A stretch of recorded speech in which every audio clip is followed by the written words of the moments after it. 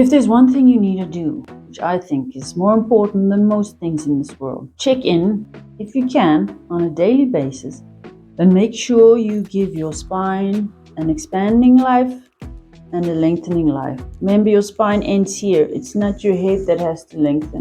It's your spine that's lengthening. Your head sits forward and up off the spine. Your head doesn't have to pull your spine up.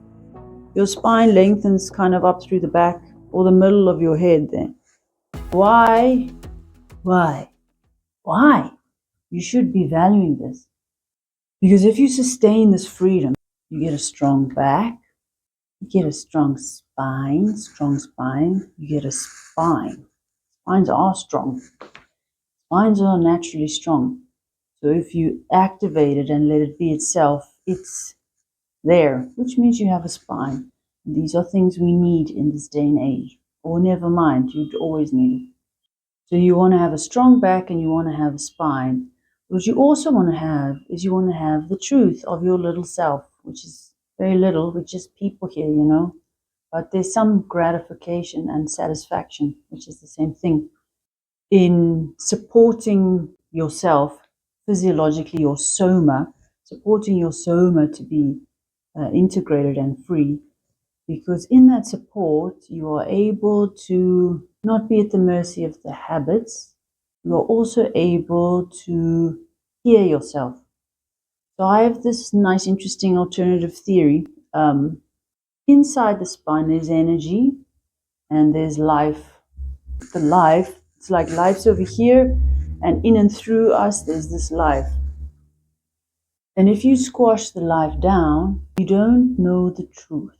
So you want to soften up so that you can welcome this truth and bigger reality than you into your body, into your head, into yourself.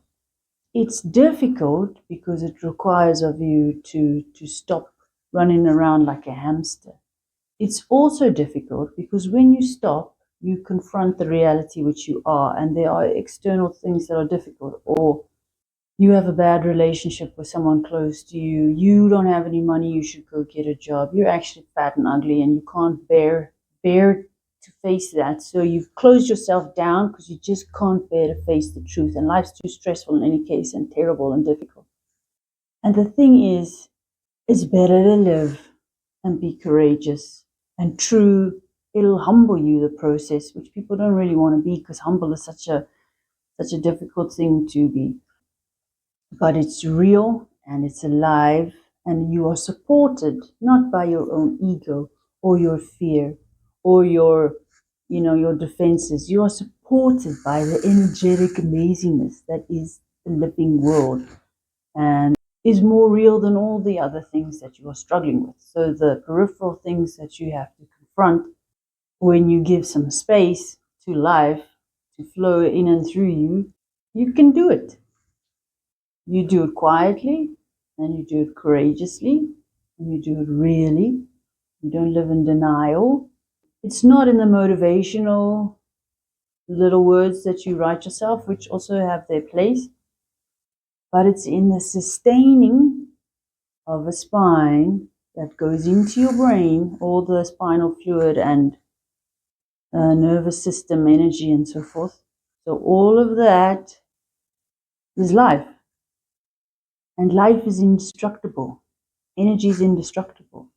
So if you have a practice of sustaining that inside yourself, you have a fountain that doesn't end, doesn't take the difficult day away or the difficult time that you're going through, but it's like food and energy and strength that's always available to us. Our participation in it is to allow it to be in and through us.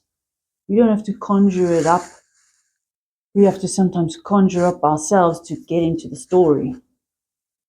But it's an opening of you as a door. You open the door, and there's a rush of life that's knocking at your spine at the bottom. It's knocking here in your neck. It's going, please, can you just move a little forward? I just want to fly in here, and I just want to be a fountain that washes in and through you. So it's nice to become sensitive to the knocking of this flow of life. Inside it are sometimes words that describe to you if you should go left or right or up or down. You can hear them more clearly if you stop and if you get better at sustaining, making space and keeping space for your spine and your head-neck relationship. It's exciting, guys. And the reason why we need it, we're going into a random strange world with a whole bunch of AI madness and robots and things, and I love tech. I think it's very cool and very exciting, but we don't want to have the tech be bigger than us and we're the puppets. We want to be alive and we want to use the tech to create this good and better world that we're gonna create. So we have to invest in our biology and our strange organistic amazing weirdness that the human is, so that the AI, I nearly said AI monsters, but so that those tech things don't, it's like the cell phone. It's cool to have a cell phone. You can call your gran on the other side of the world. But when the cell phone squashes down your own reality and your life, what's the point? You know, you are the master of the phone. It is not the phone. And that's quite a distinct difference. And I will be encouraging you to prefer your own self and sobriety and living organistic satisfaction, which is inside the energy in your body, as opposed to this outside world that serves a purpose, but it's not to take away our energetic and spiritual, organic life and reality. Great. For those who want to hear those kind of things, thanks for tuning in, and you must have yourself a good week and a good day, and we'll speak again. If you want to speak, you can send me an email, ask me some questions. I don't know all the answers, but I'm good at making them up if I have to, you know what I mean?